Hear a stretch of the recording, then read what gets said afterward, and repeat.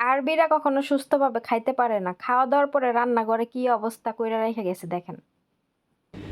সকালবেলা উঠে নাস্তা বানাইলাম, মেন্দাজি বানাইছে দেখেন।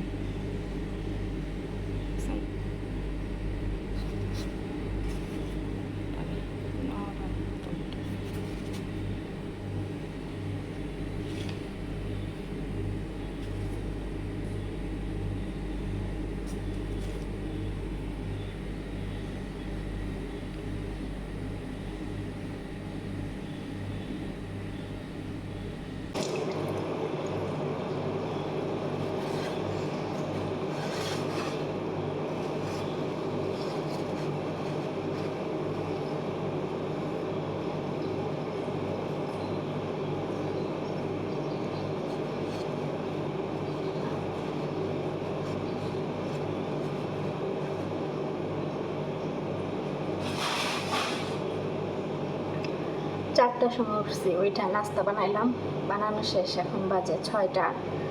তো 4টা বাজে ঘুম থেকে উঠা আর নাস্তার জন্য আটা রেডি করে রেখে আবার রুমে গেছি, গিয়ে 20 মিনিট জিরাইছি। 20 মিনিট পর আবার রান্নাঘরে এসে নাস্তা বানাইলাম, চা বানাইলাম, সব কিছু ধুইলাম, রেডি করে রাখলাম এখানে। এখন আর 20 মিনিট পরে ওরা নাস্তা করবে, 6:30টার সময় হয়তো ঘর খুলবে, গেট খুলবে, নাহলে 6:30টার আগেও খুলতে পারে, ঠিক নাই। যাই হোক, আমার যেটা কাজ দায়িত্ব, আমি টাইম মতো আমি ওইটা টাইমের আগে আমি রেডি করে রাখলাম। ওরা যখনই যেটাই খায়, আমাকে যদি বলে যে আমরা এই টাইমে খাবো, আমি তার থেকে আধা ঘন্টা 1 ঘন্টা আগে ওটা রেডি করে রাখি, যাতে করে ওইটা নিয়ে আমার কথা শুনতে না হয়। আমি আমার কাজের দিক থেকে আমি একদম মনে করেন যে 100-তে 100, ঠিক আছে। আমার কাজ নিয়ে আমার কখনো কোনো কথা শুনতে হয় না। এখানে হচ্ছে আরব কান্ট্রিতে টাইম মেনটেন করে চলাটাই সবচেয়ে বেশি ইম্পর্টেন্ট। যেমন ধরেন, ওরা সব কিছু টাইম মতো করে, সকালবেলা ঘুম থেকে উঠবে টাইম মতো।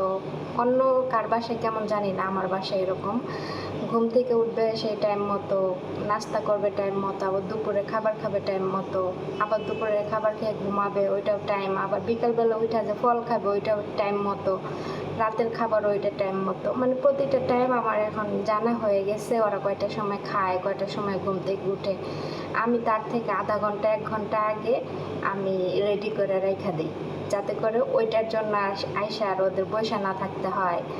ধরেন আপনি যদি টাইম মতো খাবারটা না পান, তো 1 দিন 2 দিন আপনার কিন্তু রাগ উঠে যাবে, তখন একটা কথা আমাকে বলতে পারে। তা আমি কেন কথা বলার সুযোগ দিব না, আমি কথা বলার সুযোগ দিব না। এই জন্য আমার ম্যাডাম আমাকে এত পছন্দ করে, যে আমি সব কিছু টাইমের আগে রেডি করে রেখে দিই। এই যে ওরা নাস্তা করবে 6:30 বাজে, আমি আধা ঘন্টা আগে রেডি করে যে রেখে দিলাম, আমার কাজ শেষ। এখন আমি রুমে গিয়ে বসে থাকবো, তারপরে হচ্ছে ওরা ডাকবে, ওরা দরজা খুলে ডাকবে, ডাকার পরে আমি আসবো, এসে ওদের নাস্তা দিয়ে আমি আমার কাজ শুরু করব।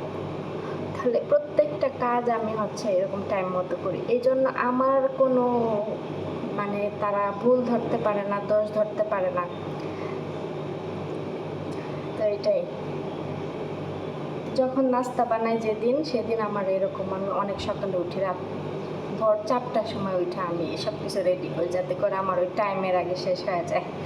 আজকে ছিল হচ্ছে শুক্রবার, তো আমি সকালবেলা নাস্তা বানাইলাম। আর দুপুরে আজকে তেমন রান্না বান্না নাই, আজকে শুধু মানে আমি সাদা ভাত রান্না করব ঘি দিয়ে। আর বাইরে থেকে খাসির মাংস কিনে নিয়ে আসবে রান্না করা, ওইটা আমাকে গতকালকে বলে দিছে যে আজকে শুধু দুপুরে ভাত রান্না করতে। তো আমি দেখি, আজকে হচ্ছে একটু ফ্রি থাকবো, হয়তো রান্না বান্না অত চাপ নাই। এই যে চা রেডি, কাপ চা। অনেকে বলতে পারেন যে কাপ এক একটা এক এক রকম কেন। এটা হচ্ছে আমার ম্যাডাম, এটা ম্যাডামের চা খায়, এটাতে ম্যাডামের নাম লেখা আছে, ম্যাডাম এই ফয়সালের নাম লেখা আছে, আবু ফয়সাল, মানে ম্যাডাম হাজব্যান্ডরা এই চা এটা গিফট করছিল। আর এই যে 4 কাপ, আর এই যে নাস্তা, এগুলো রেডি করছি, আসলে নিয়ে যাবে। তো রান্নাঘর এরকম গুছাইছি, ঝাড়ু টাড়ু দিয়েছি, এই যে থাল বাসন দিয়ে এখানে রাখছি। এই হচ্ছে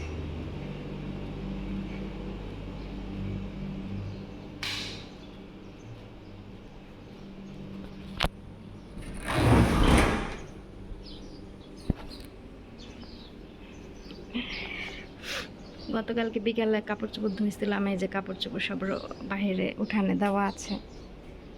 আর এই পাশেটা একটু দেখি, এই পাশে এই যে উঠান ধুইছিলাম কালকা, পরিষ্কার একদম।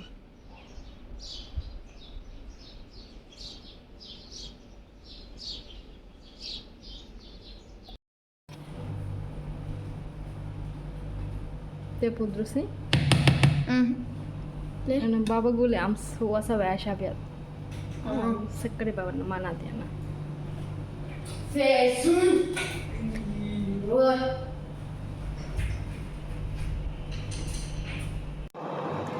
কাজ করতে করতে দেখেন ঘাম ঝরতেছে। অনেকেই বলেন যে কাজ করতে গেছেন, কাজ করবেন, এত কথা বলেন কেন? তো কি আমি ব্লগিং করে কি মুখ বন্ধ রাখার দিকে ভাই? কত কমো না। আর কাজ করার জন্য আসছি, কাজ করব। আই নো আমি জানি যে আমি কাজ করার জন্য আসছি, আমি এখানে কাজ করব। কিন্তু কাজ করার পাশাপাশি আমাকে আমি যেহেতু ব্লগিং করে আমাকে শেয়ার করতে হবে যে আমার সাথে কী ঘটনা ঘটতেছে, আমি কি পরিষ্কার করতেছি, আমি কি ওরা কিভাবে নোংরা করে, এগুলো অবশ্যই আমার শেয়ার করার অধিকার আছে ভাই। যেহেতু আমি ব্লগিং করি তো এইগুলো আমার শেয়ার করার অধিকার আছে, ঠিক আছে? মানে এইগুলারে যদি আপনারা ঘুরাইয়া পেঁচাইয়া মানে বলেন যে গিবত গাই, হ্যান করি ত্যান করি, কাজ করতে আইছি, কাজ করে হ্যাঁ আমার টাকা দেওয়া রাখছে, তো আমি কি মাগনা খাটবো নাকি? আপনি কি কোনো জায়গায় মাগনা খাটবেন টাকা ছাড়া? খালি বারবার টাকার কথা কন। এখন আমি এখানে দেশ ছাড়া বিদেশ আইছি কাজ করার জন্য, টাকার জন্যই তো, তাই না? কারণ আপনাকে তো এরকম বক্তৃতা শোনার আমার কোনো হচ্ছে নাই। আমি ব্লগিং করি, আমি কোথায় কোন কাজটা করতেছে, কি নোংরা করতেছে, ওরা কিভাবে নোংরা করে, এগুলো অবশ্যই শেয়ার করার রাইট আমার আছে। ব্লগিং করি যেহেতু, আর আমার ম্যাডামও জানে সব কিছু, তো তাদের সমস্যা হয় না ভাই, আপনাকে তো সমস্যা হয় খেললেগা। তো এই যে এখন যে রান্নাঘরে যে দুনিয়ার কাজকাম করলাম, রান্না বান্না করলাম, তো এই দেখেন ঘাম বায়া পড়তেছে। তো এগুলা কি অন্য কেউ আশা করে দিয়ে গেছে? এগুলো তো আমারই করতে হয়। আমি কাজ করবো, আমি কমু, আবার আমি সব করবো, ঠিক আছে? তো এগুলা করার রাইট আমার আছে, বলারও রাইট আছে। কাজও করবো, কথাও কমো, সবই করবো, ঠিক আছে? মুখ বন্ধ রেখে তো ব্লগিং করতে আহি নাই ভাই। যদি আপনাদের হচ্ছে ভালো না লাগে স্কিপ করে যায়, ঠিক আছে? অতিরিক্ত কথাবার্তা এগুলো বললেন না কমেন্ট বক্সে। একজন একবারে বড় বড় ইতিহাস লেখা একবারে কমেন্ট করে যায়। আমি কাজ করতে আসছি, টাকার জন্য কাজ করতে আসছি, হ্যাঁ অবশ্যই এটা আমি জানি। তা আমি টাকার জন্য কাজ না করে কি আমি বাংলাদেশ থেকে মাগনা কাটতে কাজ করতে আমু? এই যে প্রতিদিন এই যে ঝুড়ি কাপড় চোপড় ধোয়া আয়রন করে, এগুলা কে করে ভাই? আমি তো করি। তো আমি তো যা বলি আপনাদের সাথে শেয়ার করি, এগুলা তো আমার ম্যাডামরা কেউ জানে না। ম্যাডামদের সাথে আমি হচ্ছে শেয়ার করি না, ম্যাডামদের সাথে আমি কোনো খারাপ ব্যবহার করি না। ওনারা নোংরা করে, আমি আমার মতো কাজ করি, কিন্তু শেয়ার করি আপনাদের সাথে। আমি তো তাদের সাথে কোনো খারাপ ব্যবহার করি না, তাদের সাথে আমি চিল্লাচিল্লি করি না, কারণ আমি জানি যে তারা আমার টাকা দিয়ে লয়ে আইছে কাজ করার জন্য, আমার কাজ করতে হবে। কিন্তু আমার কন্টেন্টের জন্য আমি আপনাদের সাথে শেয়ার করি, ঠিক আছে? এটা আমার কন্টেন্ট। আশা করি বুঝতে পেরেছেন। প্রতি ভিডিওতে এইভাবে আপনাদের নিয়ে কথা বলতে না আমারও আর ভালো লাগে না। আর কত কমন আপনি কোনে, এই শেষ। দেখেন সাবান পানি দুইটাছে।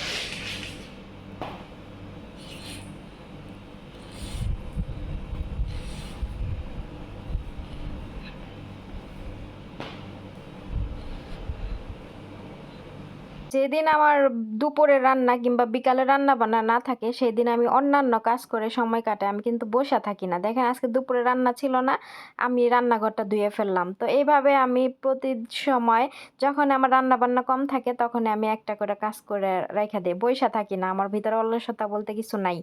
তো আজকে আমি আপনাদের সাথে শেয়ার করবো আরবিরা কিভাবে রান্নাঘরে খাওয়া দাওয়া করে কি অবস্থা করে। দেখেন দুপুরে খাবার কিনে নিয়ে আসছিল বাহির থেকে, আমি বাসায় শুধু সাদা ভাত বিরিয়ানি রান্না করছিলাম আর বাহির থেকে খাসির মাংস পোড়া মাংস কিনে নিয়ে আসছে।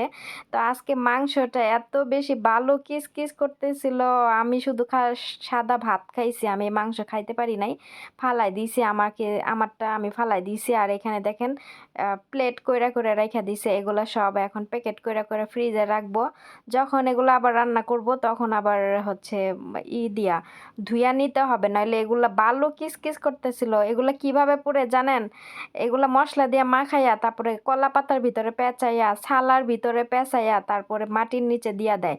তো ছালার ভিতরে যেহেতু পেঁচায়, যে ছালার একটা ভাবসা ভাবসা গন্ধ এই মাংসের ভিতরেও আসছিল, তারপরে হচ্ছে ভালো ভালো লাগতেছিল।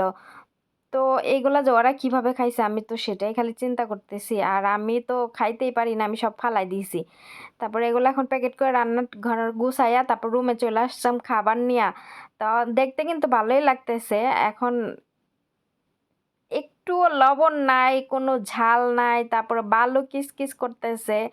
তো এইরকম অবস্থা দেখে আমি পরে আর এই মাংস উঠাইয়া আমি ফালাই দিছি, আমি শুধু এই যে কাঁচামরিচ দিয়ে সাদা ভাতগুলা খাইছি। আজকে দুপুরে খাওয়াটাই মনে করেন একদমই ভালো ছিল না, আমার এত বেশি রাগ উঠতেছিল যে কি খাবার যে ওরা খায়। এই মাংস যদি মশলা দিয়ে মাখায় রান্না হইতো, কত সুন্দর ভুনা ভুনা করে আমরা যেভাবে দেশে রান্না করি, কত না মজা লাগতো। ওরা কিভাবে কি খায় না খায় দেখেন, আপনারা নিজের চোখেই দেখেন। তারপরেও যদি একটু সুন্দর পরিষ্কার পরিচ্ছন্ন হইতো, এগুলা হচ্ছে মাটির নিচে পড়ছে তো এ বালু আইসা এখানে লাগছিল, এগুলা সুইদ্দাই মনে করেন দইরা লই আইছে, এরকম একটা অবস্থা। তো এই দেখেন আমি একটু মানে চিরা দেখাইতেছিলাম, আমি কিন্তু এখনো খাই নাই, খাবার পরে তো দেখি ভালো কিসকিস করতেছে, পরে ফালাই দিছি। তো আজকের ভিডিও এ পর্যন্ত, সবাই ভালো থাকবেন, আল্লাহ হাফেজ।